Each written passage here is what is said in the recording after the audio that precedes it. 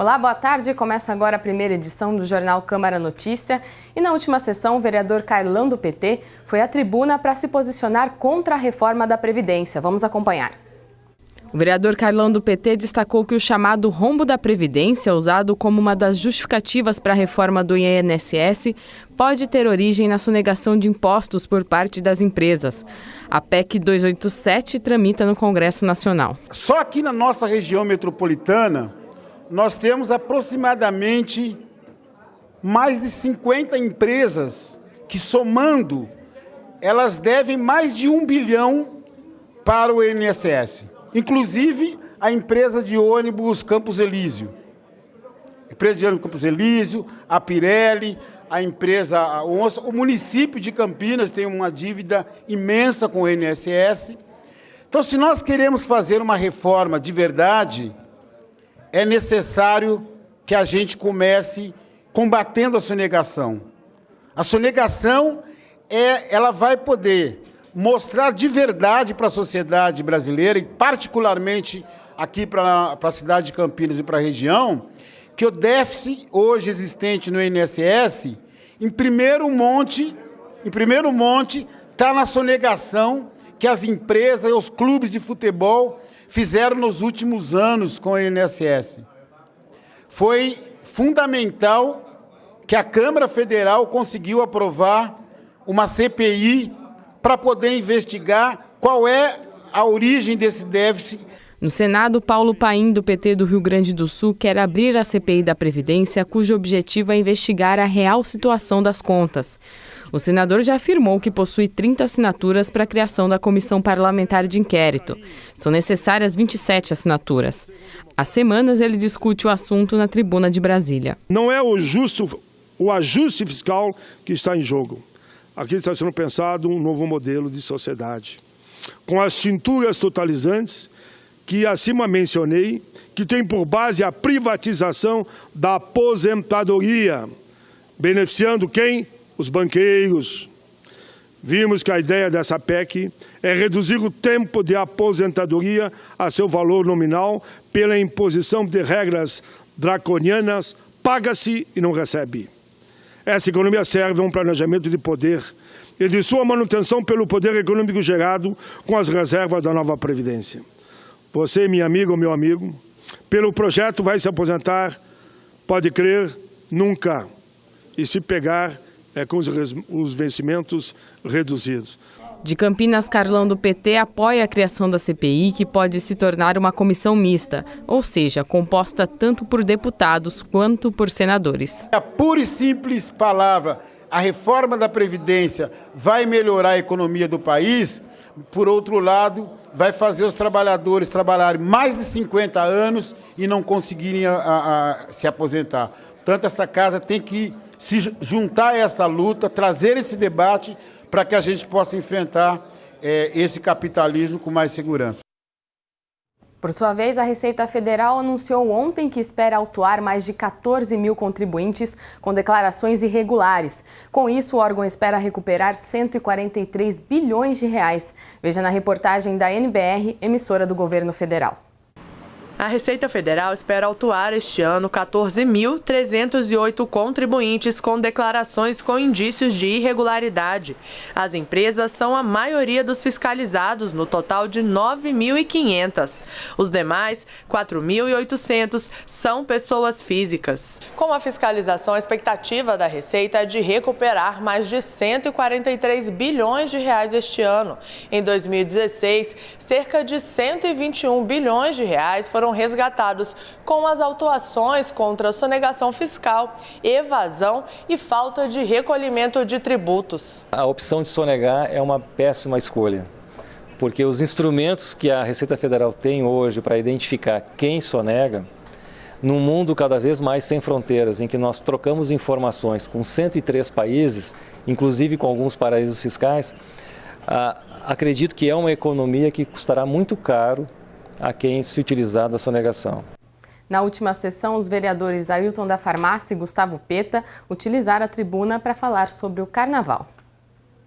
O vereador Ailton da Farmácia falou sobre o crescimento do carnaval de rua e a necessidade de uma infraestrutura maior. O carnaval desse ano mostrou um crescimento muito grande dos blocos de rua e a necessidade, cada vez mais, do poder público oferecer infraestrutura para a população, como banheiros, segurança e limpeza.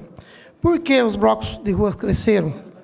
Porque é um jeito barato de festejar o carnaval, de se divertir e até mesmo de protestar. Já o vereador Gustavo Peta afirmou que o carnaval é uma oportunidade para valorizar as manifestações culturais do país e da região. Eu tenho insistido muito nesse tema porque eu vejo o carnaval, primeiro, como uma oportunidade para o município da dimensão de Campinas, e não como um problema.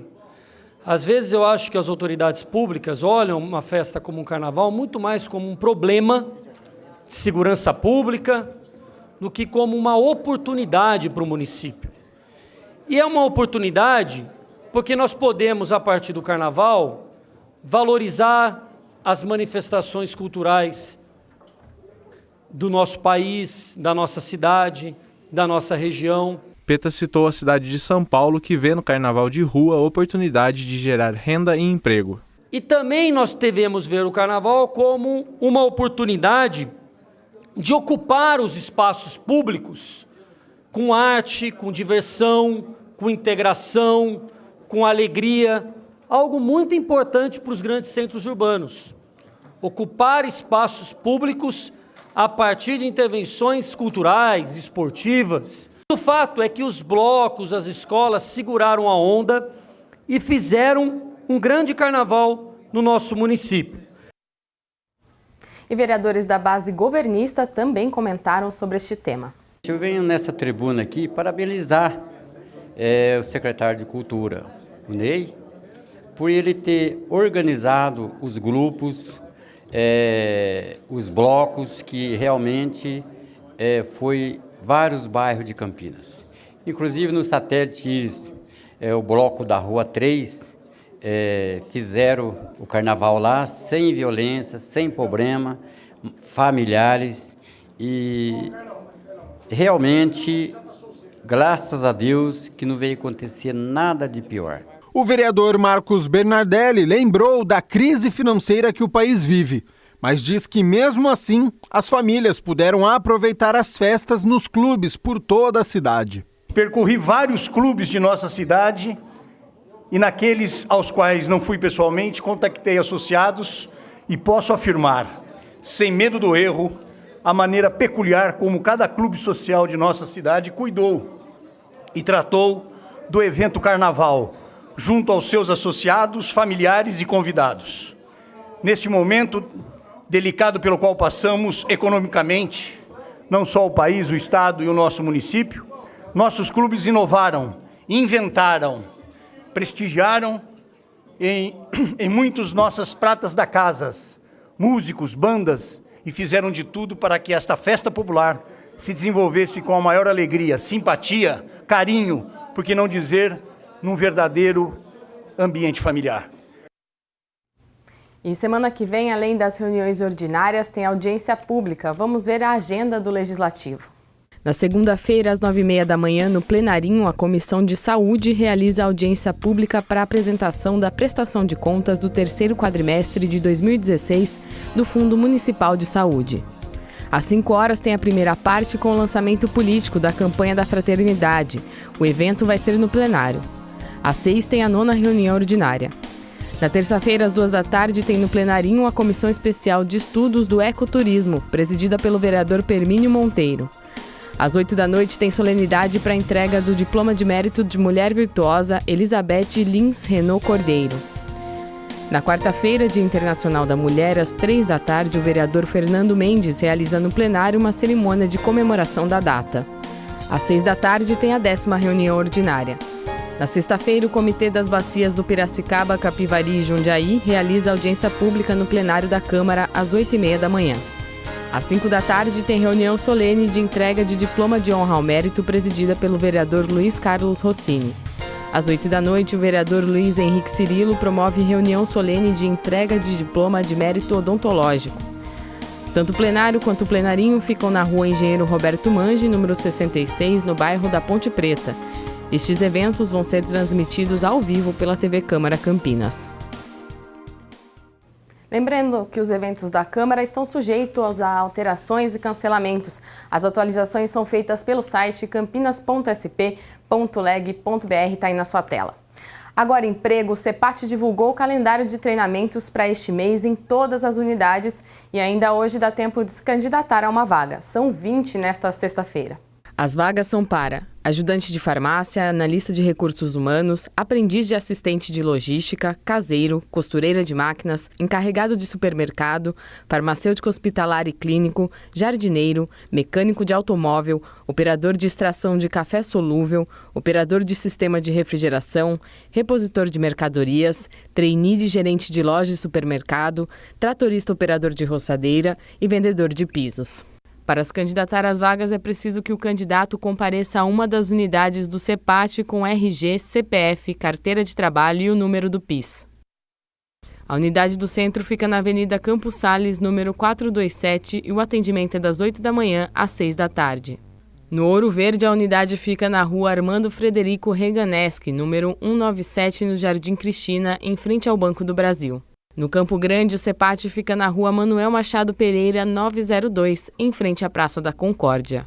E o CEPAT também divulgou o calendário para o grupo de treinamento de março.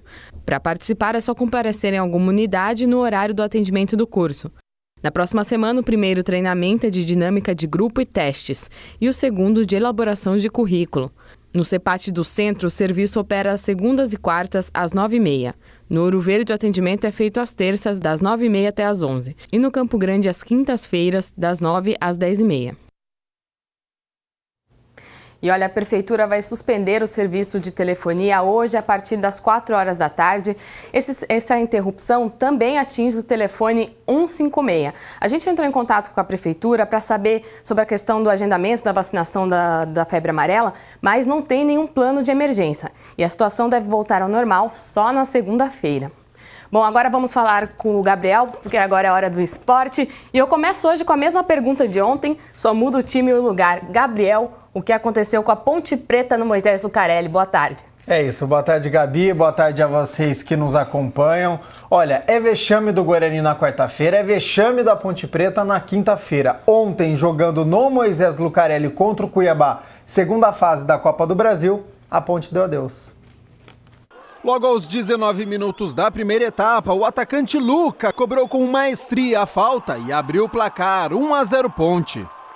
Fazia quase um ano que a Macaca não fazia um gol de falta. Só que aos 37 ainda da primeira etapa, após cruzamento na área, o zagueiro Iago e o lateral Emerson bateram cabeça e a bola sobrou livre para Kleberson Tiarinha. Que beleza, hein? Guardar no fundo das redes, 1-1. O empate persistiu até o final, então a decisão ficou para as penalidades máximas. Ponte Preta e Cuiabá iam convertendo as cobranças, até que chegou a vez de Matheus Jesus ir para a cobrança e parou no goleiro Henal. Hudson bateu o último pênalti e classificou o Cuiabá para a terceira fase em pleno Moisés Lucarelli, 5-4. A Ponte Preta agora volta o pensamento para o Campeonato Paulista. E para piorar, a Ponte Preta vai deixar de receber R$600 mil por essa eliminação. Se avançasse à terceira fase, seria essa verba que iria receber da CBF. Situação do treinador Felipe Moreira também bastante complicada. Ontem a torcida pegou muito no pé do treinador. Inexperiente, é o primeiro trabalho, mas por enquanto tem um respaldo da diretoria da Macaca. Agora, Gabriel, quando que é o próximo jogo da Ponte Preta, que agora tem que focar no Paulistão? É Campeonato Paulista agora, domingo, 7 horas da noite, joga fora de casa contra a equipe do Ituano. É um duelo complicado também, viu? Agora, notícias do Guarani, tem alguma novidade? O Bugre joga esse fim de semana também, fora de casa, contra a equipe do Rio Claro. E é duelo complicado, viu, Gabi? Porque o Rio Claro é o líder do Campeonato Paulista da Série 2, tem 18 pontos, o Guarani tem 11. O Guarani precisa vencer essa partida porque já começa, distanciar do G4, já está em 4 pontos. Tá aí desafios, então, para os times de Campinas. Aliás, o Red Bull joga hoje contra o Palmeiras no Moisés Lucarelli também, né, Gabriel? Duelo bastante interessante hoje aqui no Moisés Lucarelli, tem Red Bull e Palmeiras, partida válida pelo Campeonato Paulista, foi antecipada um pouquinho, porque na segunda-feira o Palmeiras vai viajar para disputar a Copa Libertadores da América, então para dar tempo dessa viagem, antecipou, então, sexta-feira, hoje tem Red Bull e Palmeiras. Tá certo, agora vamos falar de vôlei na Superliga Feminina. O Renata Valinhos entra em quadra hoje e, como a gente disse ontem, tem 3 jogos e precisa vencer os 3 para escapar do rebaixamento para a Superliga B. É isso, é o verdadeiro jogo de vida ou morte. O Valinhos recebe hoje às 8h30 da noite, em Valinhos, joga em casa contra a equipe de Brasília. São 3 jogos e a equipe precisa fazer 3 vitórias para poder fugir dessa repescagem que só deve ser lá para o mês de agosto. Mas é importante, uma vitória hoje diante de Brasília vai embalar para as últimas 2 partidas. O Brasil Quirim também está chegando aí no campeonato, né? Brasil Quirim também, falando sobre a Superliga Masculina de Vôlei no ginásio do Taquaral, às 6 horas da tarde. E olha que duelo. Brasil Quirim em 4º lugar com 40 pontos versus o Taubaté, 3º colocado com 45 pontos. Se a equipe de Campinas vencer por 3-0 ou 3-1, soma 3 pontos e aí vai encostar na equipe do Vale do Paraíba. Ingressos, 1 quilo de alimento, então vale muito a pena prestigiar. Vá ao ginásio do Taquaral. Vamos torcer para as 2 equipes, tanto a feminina quanto a masculina. Com certeza. E para quem não conseguir ir ao Taquaral, tem opção para assistir pelo Facebook da CBV. Essa moda tá pegando, hein? Tá, é só ir lá na página Confederação Brasileira de Voleibol e aí vai conseguir assistir essa partida. E Gabi, só um último recado, porque neste fim de semana, no domingo, a partir das 7 horas da manhã, lá no Parque Ecológico, tem a corrida Pernas de Aluguel. Corrida e caminhada de 5 e 10 quilômetros. O objetivo é lutar pela acessibilidade e qualidade de vida, arrecadar recursos para a compra de triciclos. Quer saber mais detalhes da prova? Só acessar o site que já está aí na sua tela, pernasdealuguel.com.br, e aí você pode conhecer melhor este projeto. Tá aí uma causa que vale a pena você se esforçar para ir lá caminhar ou correr. Bom, a gente encerra esta edição por aqui, às 5 da tarde. Tem mais Jornal Câmara Notícia. Até lá!